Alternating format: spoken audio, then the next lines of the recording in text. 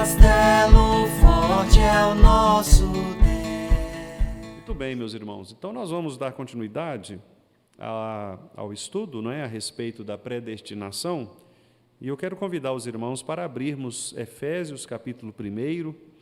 Mais uma vez, nós vamos trabalhar neste texto, que é o texto base das características da predestinação, conforme nós temos abordado aqui com os irmãos. Apenas para relembrar, uma vez que na quinta-feira passada, né, nós tivemos uma outra programação, para relembrar os irmãos que o que nós estamos fazendo aqui é apresentando a pergunta número 13 do Catecismo Maior, que está projetada ali, e nós estamos trabalhando esse aspecto da eleição, bem como também o da reprovação. Nós entendemos que a predestinação, ela não é apenas um processo de salvação, mas ela é também um processo de condenação, de reprovação. Ou seja, Deus tanto escolheu aqueles que serão salvos, quanto reprovou ou deixou a condenação àqueles que são ímpios e que permanecerão, por isso mesmo, condenados, não é? Sobre eles permanecerá a ira do Senhor. Então, o que nós estamos fazendo aqui, nós já fizemos isso nos estudos anteriores, nós definimos a predestinação, nós falamos a respeito da eleição, e nós agora estamos apontando alguns aspectos importantes desta doutrina da predestinação a partir desse texto de Paulo aos Efésios, capítulo 1, especialmente dos versículos 3 a 14. O que nós já falamos até aqui? Nós falamos até aqui, primeiro, que a eleição é um ato do amor superlativo de Deus, do grande amor de Deus. E nós fizemos isso baseados na parte do versículo 4, em que o apóstolo Paulo diz, então, em amor nos predestinou. Esta expressão no finalzinho do versículo 4, perante ele e em amor nos predestinou. Então, esse é o aspecto aqui que nós trabalhamos como primeiro aspecto importante. A eleição divina, ela é fundamentada no sublime amor de Deus pelo seu povo, pelos eleitos. A segunda característica que nós vimos é que a eleição ela envolve também um pacto estabelecido entre o Pai e o Filho. Ou seja, quando Deus comunicou a Jesus Cristo o seu plano de salvar um povo para si, ele fez isso, então, com a concordância do Filho. E aí eu lembro os irmãos daquele texto de Paulo aos Romanos, em que Paulo diz que a justiça de Deus ela se cumpriu em Cristo, e aí Paulo diz assim, a quem Deus propôs no seu sangue ser como propiciação. Ou seja, Cristo aceita esta proposta do Pai de morrer por aqueles a quem o Pai havia escolhido. Então isso revela um pacto da Trindade, né? Pai, Filho e Espírito Santo, as três pessoas trabalhando para salvar um povo. O Pai elege, escolhe, o Filho morre por estes, por quem o Pai escolheu, e o Espírito comunica a estes eleitos esta obra de salvação realizada em Cristo pelo Pai. Então, observe que cada uma das pessoas da Trindade cumpre um papel fundamental. O Pai escolhe, o Filho morre por aqueles por quem o Pai escolheu, e o Espírito comunica a estes, por quem o Filho morreu, a respeito da salvação providenciada pelo Pai na pessoa de Jesus. Então, ninguém pode ser salvo sem a atuação das três pessoas, certo? Ninguém é salvo sem a atuação das três pessoas. Para que eu creia na eleição, o Espírito Santo precisa me convencer disso. Quando o Espírito me convence, ele me convence de quê? Do pecado, da justiça e do juízo, ou seja, do meu pecado, da necessidade que eu tenho de me arrepender e da minha condição depravada diante da lei de Deus, da justiça, que é exatamente o fato de que Cristo morreu por mim na cruz, e do juízo, ou seja, Deus não deixará impunes aqueles que se rebelarem contra ele ou que negarem a obra do Espírito Santo. Então, o Espírito nos convence disso, dessa obra de Cristo, né? Eu já disse aqui para os irmãos algumas vezes, é sempre bom lembrar, é uma ilustração muito poderosa, né? O pastor Charles Spurgeon diz que o Espírito Santo é como um grande holofote, como um grande farol, que aponta para Jesus, para a cruz de Cristo, né? Então, imagine um grande farol, né, uma luz muito forte, apontando para o objeto para quem nós devemos olhar. Né? Aqui na porta da nossa igreja, nós temos aí as luzes, né, que iluminam a fachada da igreja. Ninguém fica parado olhando para a luz, você olha para onde a luz está iluminando. Né? Então, essa é a razão, a missão do Espírito Santo, é jogar luz, iluminar a pessoa de Jesus Cristo para que nós contemplemos Jesus Cristo. Então, ele esclarece a nossa mente, ele joga luz na nossa mente para nos mostrar Cristo. Então, esse é o segundo aspecto, né? O amor grandioso. Segundo lugar, este pacto entre pai e filho. Terceiro lugar, que nós também já vimos, o terceiro aspecto que Paulo mostra nesse texto, é que a união com Cristo traz vários benefícios em Cristo. E aí nós destacamos aqui várias vezes em que o apóstolo Paulo usa essa expressão em Cristo, né? Em Cristo. Então, por exemplo, aqui no versículo 3, é o versículo que abre essa seção que nós estamos analisando, logo no final do versículo 3, nós temos exatamente essa expressão, em Cristo. Então, Paulo diz, bendito o Deus e Pai de nosso Senhor Jesus Cristo, que nos tem abençoado com toda sorte de bênção espiritual nas regiões celestiais em Cristo. Ou seja, não é possível nós recebermos qualquer que seja a bênção espiritual da parte de Deus o Pai fora de Jesus Cristo. Então, de fato, Cristo é o caminho e a verdade é a vida. Cristo é o caminho, não há outro, né? Como Lucas escreveu em Atos, não há outro nome, trazendo as palavras de Pedro, né? Não há outro nome, nem abaixo do céu, nem acima da terra, pelo qual importa que nós sejamos salvos, a não ser o nome de Jesus. Por quê? Porque em Cristo é que nós recebemos os benefícios. E quais são esses benefícios? Paulo lista aqui estes benefícios, né? Então, veja, o versículo 4, ele diz, assim como nos escolheu. Então, a escolha, a eleição, a escolha de Deus do nosso nome, ela foi feita em Cristo. Depois, no versículo 5, nos predestinou. Então, a predestinação, ela é em Cristo. E nos predestinou para quê? Para sermos filhos, a adoção de filhos, versículo 5. E aí ele repete, por meio de Jesus Cristo. Então, os irmãos vão perceber que esta expressão em Cristo, por meio de Cristo, aparece no 5. No versículo 7, aparece no qual, que é uma referência à palavra anterior, que é amado, no versículo 6, que é uma referência a Cristo, ou seja, nós temos a redenção em Cristo, nele, no amado, né? No qual, nesse amado, é que nós recebemos a redenção dos nossos pecados. E aí, sucessivamente, Paulo vai mostrando que tudo que nós temos é em Cristo. Versículo 9, o finalzinho, né? O beneplácito que propusera em Cristo, de quê? De convergir em Cristo todas as coisas, nele, versículo 11, nele, em Cristo, no qual também fomos feitos herança. Então, nós recebemos a herança por sermos filhos do Pai em Cristo.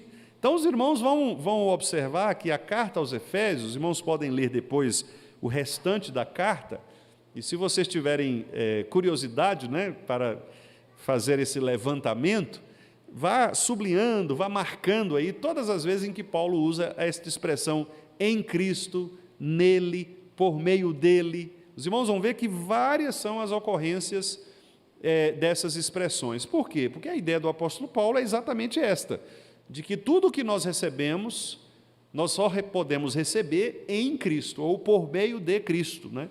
Cristo é, de fato, o caminho. Então, por meio de Jesus Cristo é que nós recebemos estas coisas.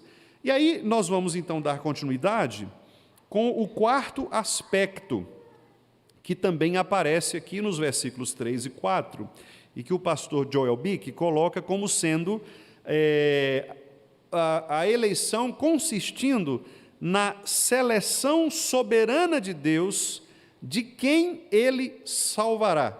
Então, a ideia aqui é a seguinte, é mostrar nos versículos 3 e 4 a expressão nos. Veja lá no versículo 3, bendito o Deus e Pai de nosso Senhor Jesus Cristo, que nos tem abençoado. E depois, no versículo 4, assim como nos escolheu. Aqui, o pastor Joel Bick dá uma interpretação interessante, nestas duas vezes em que aparece nos tem abençoado e nos escolheu. Ele coloca aqui o seguinte, que estas expressões que aparecem, nos abençoou e nos escolheu, essas expressões mostram a soberana escolha do Senhor para um povo específico. Porque a grande discussão, meus irmãos, ou uma das grandes discussões, não é, que envolvem a questão da eleição, é o fato de que, será que Deus, Cristo morreu por todas as pessoas, e por isso todas as pessoas, elas têm a liberdade de escolher esta salvação? Então, a ideia é a seguinte, para os arminianos, Cristo morreu e o sacrifício de Cristo, ele é necessário para a salvação. Os arminianos, eles não discordam de nós calvinistas quanto ao fato de que nós precisamos de Cristo. Aliás, nem os católicos romanos, eles discordam de nós. O católico romano, se você perguntar para ele a respeito da necessidade de Cristo para a salvação, ele vai concordar com você.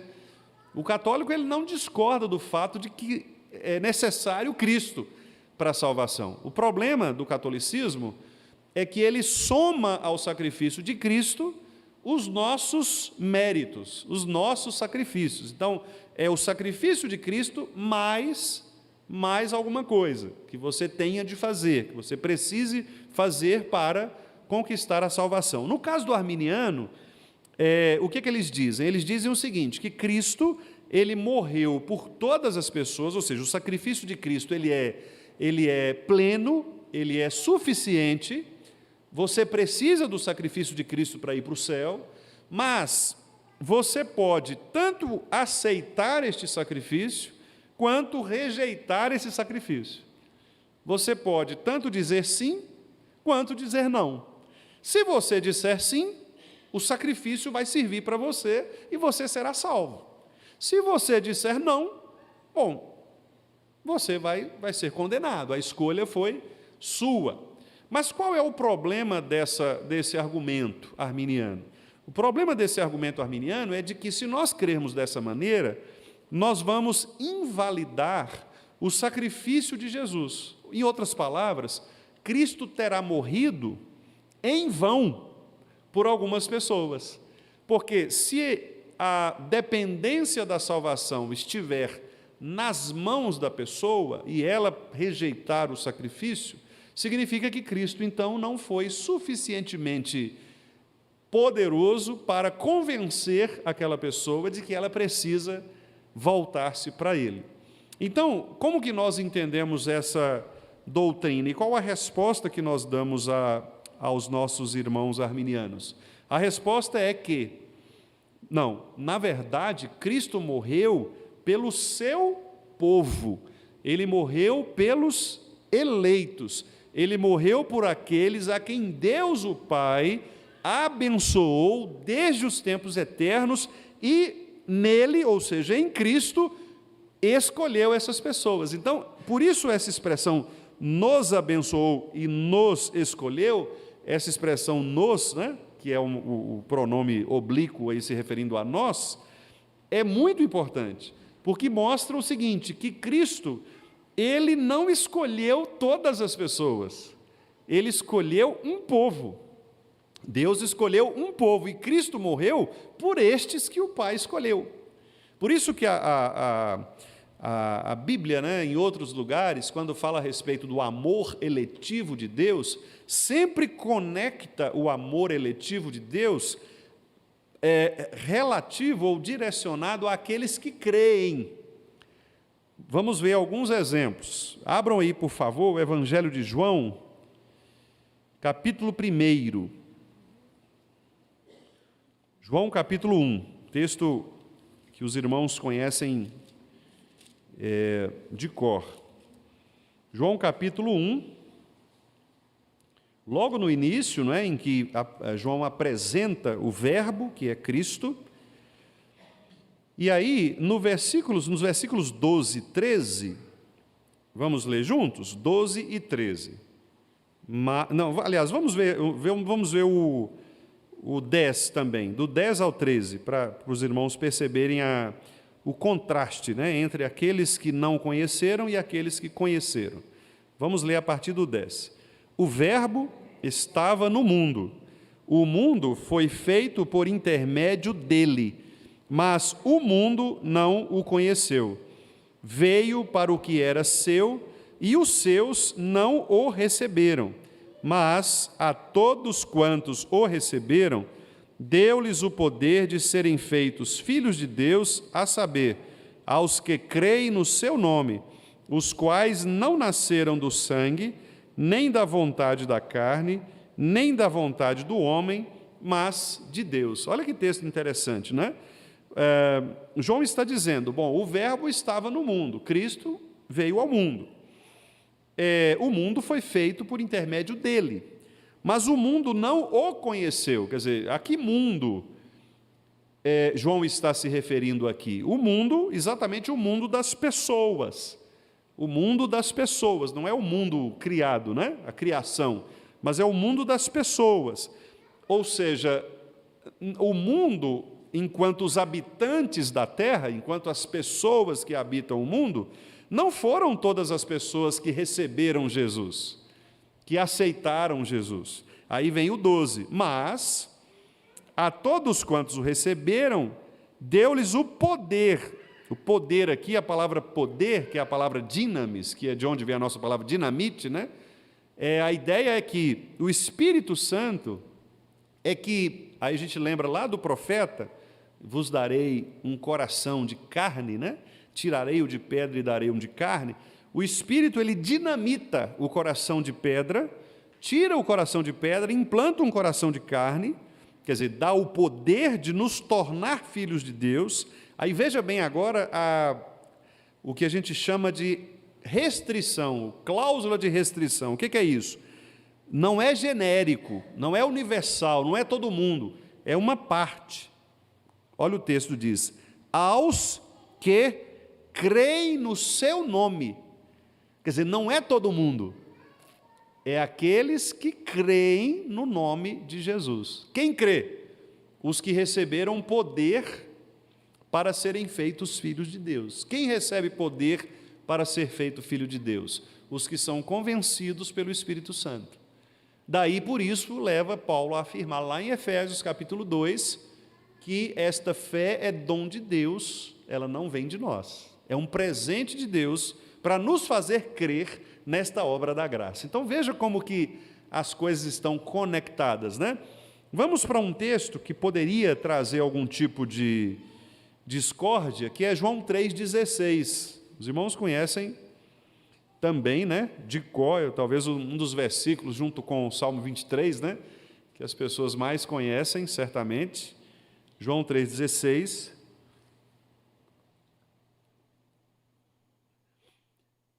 E aí nós vamos ler do 13, ok? Do 13 até vamos ver aqui, podemos ler até o 21, vamos ler essa seção maior, para que os irmãos não retirem do contexto, né, o versículo 16, porque o que acontece é que as pessoas tiram do contexto o versículo 16, e aí elas fazem uma interpretação errada, porque elas só interpretam o versículo 16, mas se esquecem de que o versículo 16 está no meio de um contexto muito maior. Vamos ver. Vamos ver a partir do 13. Ora, ninguém subiu ao céu, senão aquele que de lá desceu, a saber, o Filho do homem que está no céu. E do modo por que Moisés levantou a serpente no deserto, assim importa que o Filho do homem seja levantado, para que todo o que nele crê tenha a vida eterna. Porque Deus amou ao mundo de tal maneira que deu o seu Filho unigênito, para que todo o que nele crê não pereça, mas tenha a vida eterna. Porquanto Deus enviou o seu Filho ao mundo, não para que julgasse o mundo, mas para que o mundo fosse salvo por ele. Quem nele crê não é julgado. O que não crê já está julgado, porquanto não crê no nome do unigênito Filho de Deus. O julgamento é este, que a luz veio ao mundo, e os homens amaram mais as trevas do que a luz, porque as suas obras eram más. Pois todo aquele que pratica o mal aborrece a luz, e não se chega para a luz, a fim de não serem arguidas as suas obras. Quem pratica a verdade aproxima-se da luz, a fim de que as suas obras sejam manifestas, porque feitas em Deus. Olha que interessante, né? O texto mais completo mostra para nós o seguinte: primeiro, os versículos iniciais, 13 e 14, nos relembram aquele episódio da serpente, chamada Neustã, né? Os irmãos se lembram, que foi erigida, levantada no deserto, para curar as pessoas. Então, a serpente foi levantada por ordem de Deus, e todos aqueles que olhavam para a serpente eram curados, né? Ali era uma ideia exatamente de que havia um processo de redenção vindo na história, né? A serpente ali que foi erigida, que foi levantada, estava apontando para Jesus, que seria exposto na cruz, e para todos aqueles que olhassem para Jesus. Agora observe, é óbvio que o olhar para Jesus aqui não é um olhar físico. Os irmãos vão concordar comigo. É um olhar de fé, tá certo? Não é um olhar físico, porque muita gente provavelmente tenha olhado para a serpente e não tenha sido curado, como muitas pessoas olharam para Jesus na cruz e permaneceram ímpios, né? Ou senão, cegos não poderiam ter sido salvos, porque como é que eles poderiam ver com os seus próprios olhos? Então, obviamente, o olhar aqui é um olhar de fé, é o olhar para a salvação, é o olhar daquele que crê. Então, olhar para Jesus significa crer no sacrifício de Jesus Cristo, assim como aquelas pessoas no deserto creram naquela promessa que Moisés disse, que todo aquele que olhasse para essa serpente, ou seja, confiasse no mérito substitutivo dela, seria curado, né? E aí o versículo 15, veja, para que todo o que nele crê. Então, veja que o todo aqui não é o todo universal, é toda aquela pessoa, é o todo individual. Não é o todo mundo, mas é todo aquele que, ou seja, qualquer pessoa que olhar será salvo, crê nele. E quem poderá crer nele? Exatamente aqueles que tiveram seus olhos, lembra lá do capítulo 1? Que receberam o poder para crer. Não nasceram do sangue, não nasceram da carne, não nasceram da vontade do homem, porque a vontade do homem é afastar-se de Deus, mas nasceram de Deus, porque a fé é um dom de Deus. Então o Espírito convence o indivíduo e ele então crê nessa obra. Crendo, ele recebe a vida eterna. Veja o versículo 16 então. Deus amou o mundo de tal maneira, e as pessoas dizem, os universalistas dizem, né? Bom, então Cristo morreu por todo mundo, é o mundo inteiro. Deus vai salvar o mundo inteiro, Deus não vai mandar ninguém para o inferno, porque Ele amou o mundo de tal maneira. Por isso as pessoas todas devem crer nesse Jesus que amou, que veio, né, porque Deus amou o mundo. Mas repare que o texto, embora ele diga que de fato a pregação do Evangelho seja universal, porque ela é para o mundo inteiro, Jesus lá na sua grande comissão, né, ele disse, olha, vão para todo lugar, toda criatura, pregue para todo mundo, né? Lá em Atos, capítulo 1, quando aparece a comissão, ou o resultado da comissão, né? Diz lá que o Espírito vem e eles recebem poder para pregar em Jerusalém, Samaria, Jerusalém, Judeia, Samaria, né? Que é a sequência expansiva: Jerusalém, Judeia um pouco maior, Samaria um pouco mais distante e confins da terra, ou seja, todo lugar. Então, embora a pregação seja universal, observe que a crença ou a fé, ela é individual. De novo, o versículo 16 diz: para que todo o que nele crê não pereça. Então, alguns vão perecer. Quem vai perecer? Aqueles que não crerem no Filho. Estes não terão a vida eterna. Mas aí, ainda assim, fica a questão: tudo bem, pastor, mas isso prova que a pessoa, não é a pessoa que tem que crer? Aí nós vamos ver a resposta mais à frente, nos versículos seguintes. Porque há um detalhe aqui importante. Veja, quem nele crê, verso 18, não é julgado. O que não crê, veja agora, já está julgado. Observe que os tempos verbais são diferentes. E esse é um detalhe importante. Quem crê não é julgado.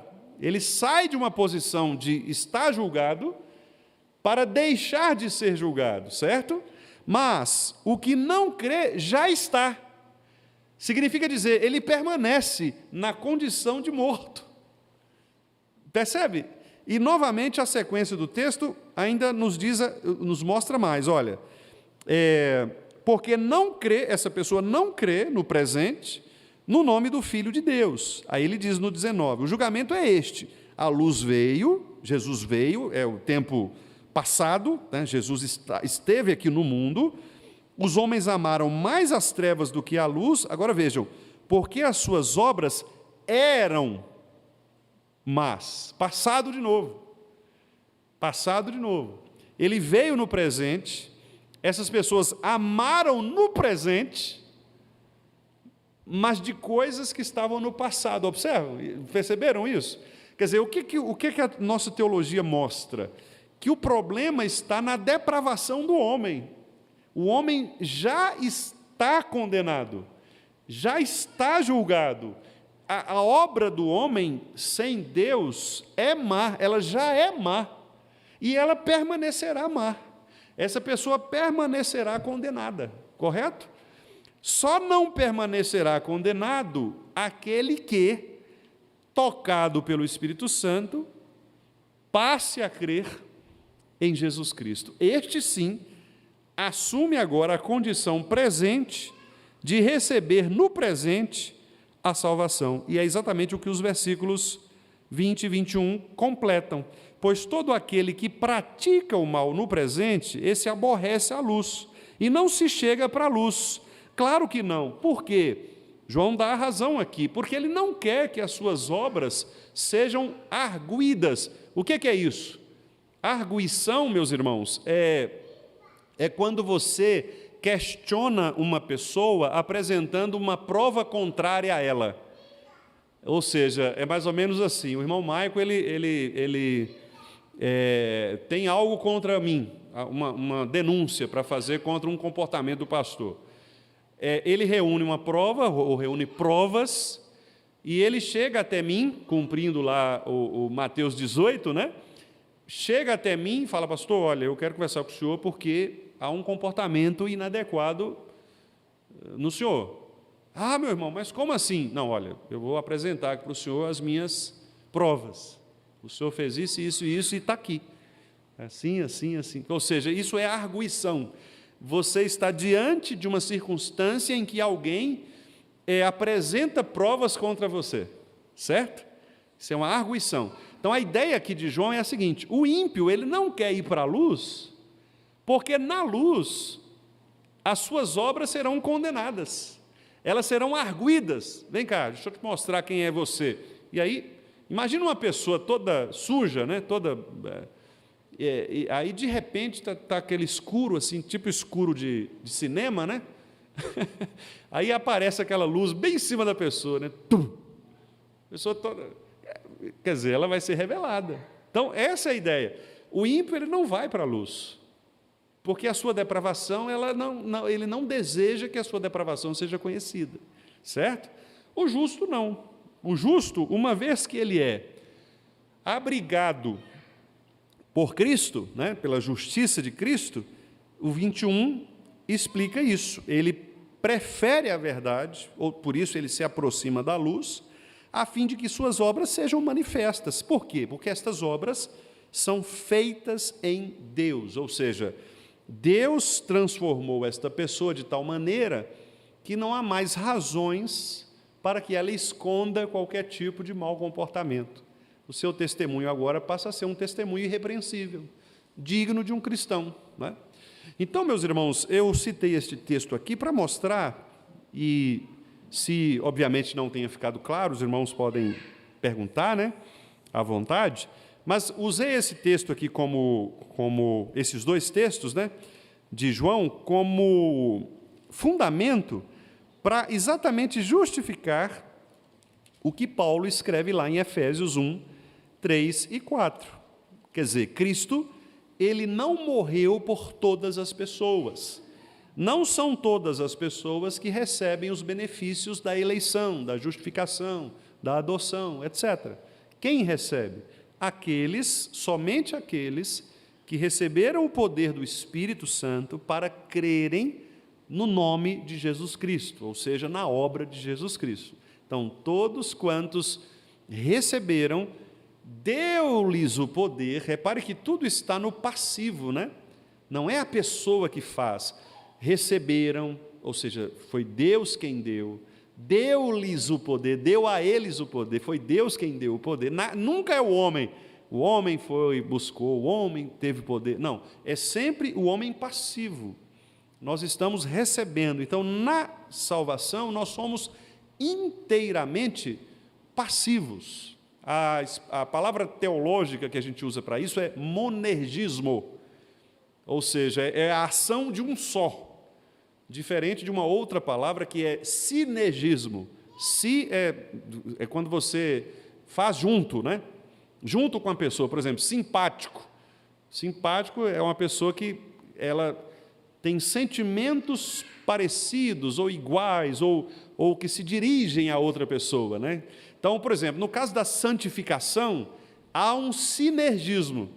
Deus, ele atua em nós por meio do Espírito, e nós também buscamos os meios de graça para crescermos em conhecimento dele. Então, aí é um sinergismo. Nós nos unimos sincreticamente, nós nos unimos com Deus sinergisticamente, mas a salvação não. Ela é monergística, ou seja, é uma força só, e essa força é de Deus. Deus é o único, portanto, que soberanamente escolhe aqueles a quem Ele quer salvar. Vou ler para os irmãos aqui um pequeno trecho do pastor Joel Bick em relação a isso. Ele diz assim, Cristo ensinou que, de acordo com o agrado do Pai, né, porque isso aqui está no versículo 5, né, quando ele diz assim, segundo o beneplácito de sua vontade, né? O beneplácito, a palavra beneplácito significa uma vontade boa, uma vontade agradável, né? Bene, que vem de bem, então é uma direção benevolente, bondosa, benigna de Deus. Então, no grego é eudokia, que é agradar, né? Que é prazer. Então, de acordo com o prazer, o agrado do Pai, Deus esconde a salvação de alguns pecadores e se revela a outros, a quem o Filho quiser revelar. Quiser revelar. Os crentes podem se alegrar porque, citando Lucas 10, 20, o vosso nome está arrolado nos céus. Então, aí ele completa assim, a predestinação não é uma limitação ao chamado do Evangelho, pois a mensagem para vir a Cristo alcança todos os que ouvem. Deus amou o mundo de tal maneira, todo mundo. A pregação atinge a todos. Contudo, Somente os eleitos respondem corretamente. Mateus 22, 14. Porque muitos são chamados pelo Evangelho, mas poucos escolhidos. Então, olha que interessante, né? A pregação, ela é universal. Então, nós temos de pregar para todo mundo. E de todo jeito, né? Ou seja, de todo jeito no sentido de usar todas as nossas possibilidades de divulgação, seja pelas mídias, seja por folheto, seja individual, seja gritando na rua, seja do jeito que for, seja colocando outdoor, pregando papel nas portas, jogando na caixa de correio, seja como for, nós temos que divulgar o Evangelho. Agora, todos abraçarão o Evangelho? Não. Porque muitos são chamados, contudo poucos escolhidos, tá? Porque os escolhidos não dependem, ou a decisão dos escolhidos não depende deles, depende da ação do Espírito Santo.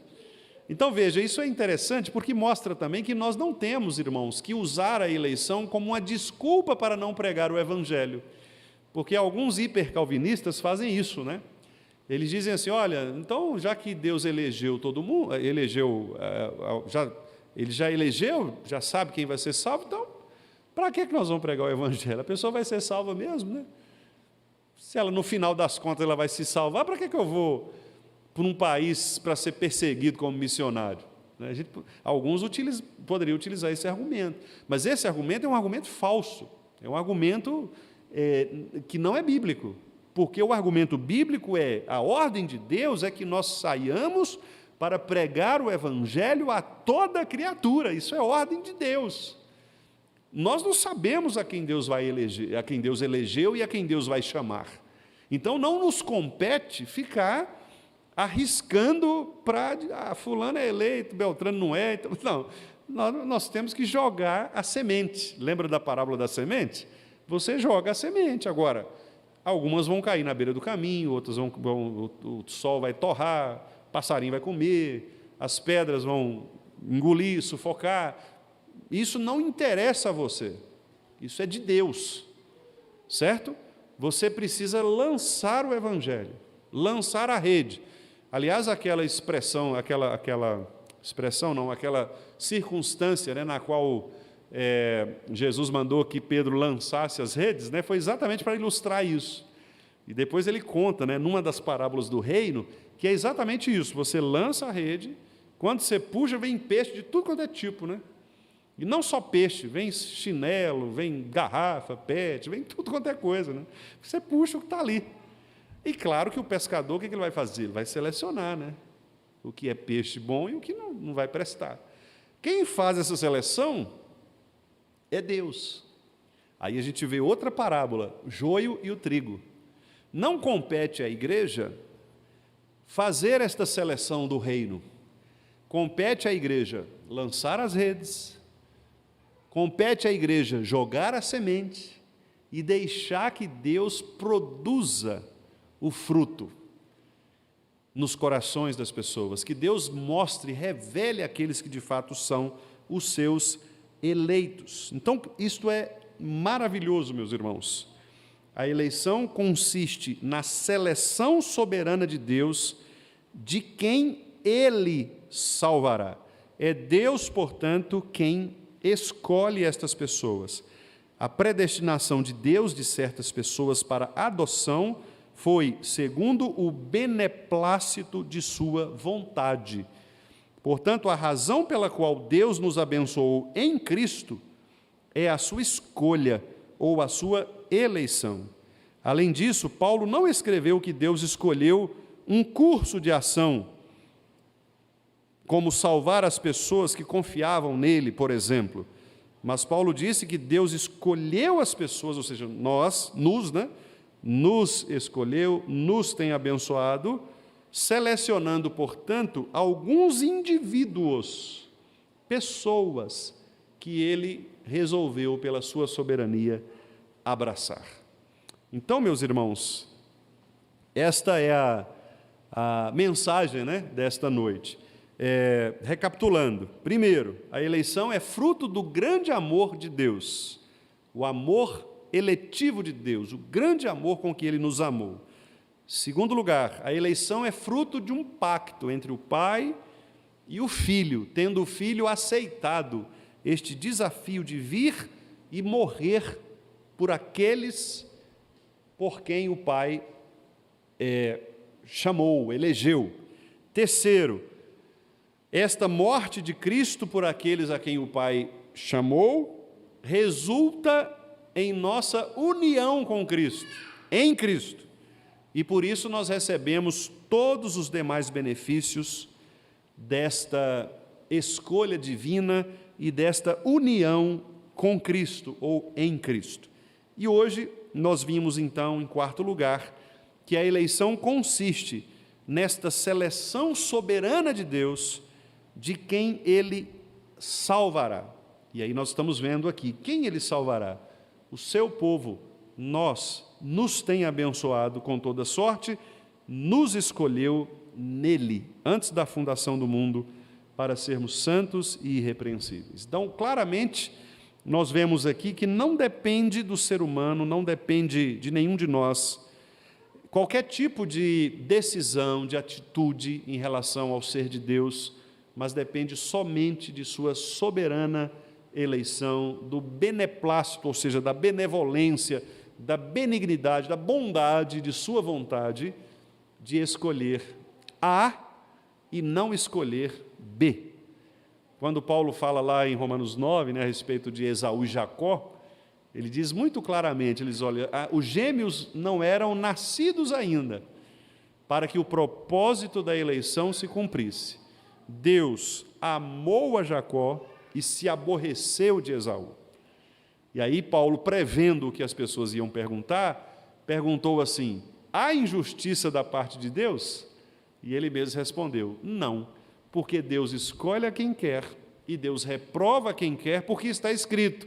Aí ele cita Moisés, terei misericórdia de quem me aprouver ter misericórdia, compadecer-me-ei de quem me aprouver ter compaixão. Por isso, não depende de quem quer e nem de quem corre, mas de Deus usar a sua misericórdia. Isso é belíssimo, porque aqueles que reconhecem isto não têm outra atitude a não ser agradecer, meus irmãos, porque quem somos nós, como diria Davi, ou quem é o nosso povo para darmos, para retribuirmos a Deus isso que recebemos? Nós somos nada, Então, de fato, tudo que somos e tudo que temos vem do Senhor. Então, esse reconhecimento de que a eleição é fruto da soberania divina deve gerar em nossos corações gratidão extrema, gratidão profunda por aquilo que Deus fez por nós. E orar pelas pessoas, pregar o Evangelho, para que Deus possa manifestar ainda mais os seus eleitos. Há eleitos, irmãos, eu creio que há eleitos muito próximos de nós.